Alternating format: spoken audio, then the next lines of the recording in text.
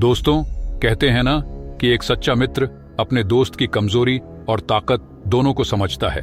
रूस भारत की असली ताकत को करीब से जानता भी है और महसूस भी करता है।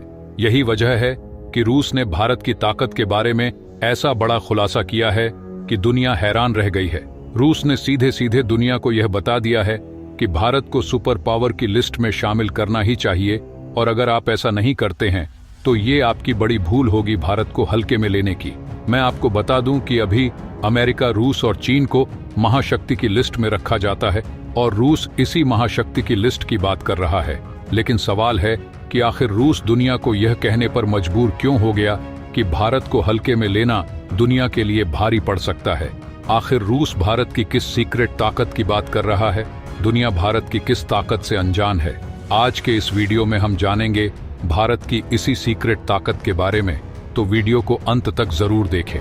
लेकिन दोस्तों, वीडियो में आगे बढ़ने से पहले अगर आप भी मानते हैं कि रूस ने भारत की असली ताकत को पहचाना है तो वीडियो को लाइक करके कमेंट बॉक्स में जय हिंद जरूर लिखें। याद रहे, जय हिंद कहना हम सब के लिए गर्व की बात है। दोस्तों, व्लादिमीर पुतिन जैसे शक्तिशाली नेता का भारत के लिए यह बयान महज एक कूटनीतिक संदेश नहीं है, बल्कि यह वैश्विक स्तर पर भारत के बढ़ते प्रभाव और शक्ति का एक ठोस प्रमाण है। पुतिन ने यह संकेत दिया कि अमेरिका, रूस और चीन के अलावा अब भारत भी दुनिया के महत्वपूर्ण फैसलों में एक अहम भूमिका निभाने में सक्षम है। क्यों सक्षम है? क्यों पुतिन ऐसा समझते? गौर से इस बात को समझिएगा। देखिए, पहले होता अमेरिका भारत पर प्रतिबंध लगाने से भी परहेज नहीं करता था, लेकिन अब अमेरिका भारत पर प्रतिबंध लगाने से परहेज करता है। रूस पर अमेरिका ने कई हजार प्रतिबंध लगा दिया है ताकि कोई भी देश उससे व्यापार न करे, जबकि अमेरिका से सख्त चेतावनी दी थी कि कोई भी देश रूस से व्यापारिक संबंध रखेगा तो उसे भी अमेरिका के प्रकोप का सामना करना पड़ेगा। लेकिन भारत ने इसकी फिक्र न करते हुए रूस से कई अन्य व्यापारिक संबंध रखे, बल्कि जितना पहले व्यापार करता था उससे कहीं अधिक पहले से अधिक व्यापार कर रहा है, और अमेरिका भारत का कुछ नहीं बिगाड़ सका। दोस्तों, ये बात सबूत है कि भारत अब एक महाशक्ति है, क्योंकि कहीं न कहीं भारत के बिना अब अमेरिका की भी बादशाहत नहीं चलने वाली। सिर्फ इतना ही नहीं दोस्तों, भारत ने पिछले कुछ दशकों में अपनी सैन्य शक्ति में अत्यधिक वृद्धि की है, जो इसे वैश्विक सैन्य ताकत बनने की दिशा में मजबूत बनाता है। पुतिन ये बात जानते हैं, क्योंकि भारत और रूस बहुत सालों से रक्षा हथियार निर्माता हैं। यही वजह है कि रूस भारत की असली ताकत से वाकिफ है। साल 2024 में भारत का रक्षा बजट लगभग 5.94 लाख करोड़ रुपए है। यह पिछले वर्षों की तुलना में लगभग 13% की वृद्धि है। इससे साफ है कि भारत अपनी रक्षा को मजबूत करने पर कितना जोर दे रहा है। भारत ने अग्नि और पृथ्वी जैसी इंटरमीडिएट रेंज बैलिस्टिक मिसाइलें विकसित की हैं।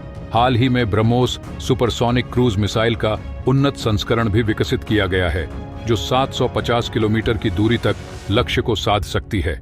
भारत के पास ब्रह्मोस के एक दो नहीं, बल्कि कई तरह के अलग अलग जगह से और अलग अलग दूरी से मार करने वाले वेरिएंट मौजूद है। एक ब्रह्मोस भारत के पास ऐसी है जो जमीन से जमीन पर हमला करती है, दूसरी ऐसी है जो जमीन से समुद्र में हमला करती है, तीसरी ऐसी है जो समुद्र से जमीन या किसी शिप पर हमला कर सकती है।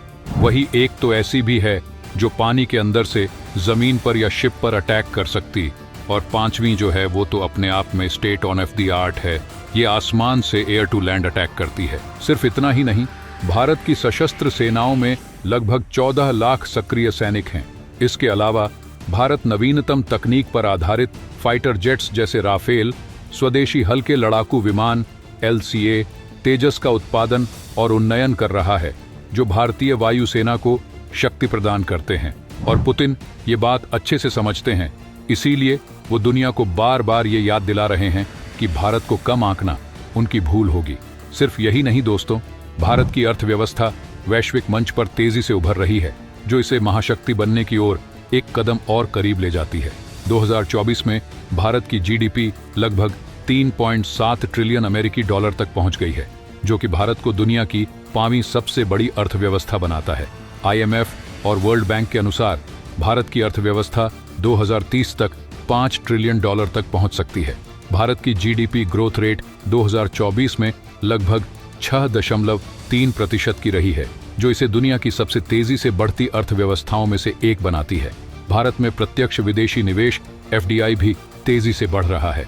साल 2023-24 में भारत ने लगभग $85 बिलियन का FDI प्राप्त किया, जो निवेशकों का भारत पर बढ़ता भरोसा दर्शाता है। इसके अलावा आप भारत को अंतरिक्ष क्षेत्र में ही देख लीजिए दोस्तों। भारतीय अंतरिक्ष अनुसंधान संगठन ISRO ने अपनी उपलब्धियों से पूरी दुनिया को प्रभावित किया है। भारत की स्पेस तकनीक ने भारत को वैश्विक अंतरिक्ष क्षेत्र में एक प्रमुख शक्ति के रूप में स्थापित किया है। 2014 में ISRO ने मंगलयान मिशन को सफलतापूर्वक लॉन्च किया और यह मिशन केवल 450 करोड़ रुपए में पूरा हुआ, जो कि नासा की तुलना में काफी कम बजट है। इसने भारत को दुनिया का पहला ऐसा देश बना दिया जिसने पहले प्रयास में ही मंगल ग्रह पर सफलता प्राप्त की। 2023 में ISRO ने चंद्रयान 3 को सफलतापूर्वक चंद्रमा पर लैंड किया, जिससे भारत दुनिया का चौथा ऐसा देश बन गया जो चंद्रमा पर सफलतापूर्वक उतर सका।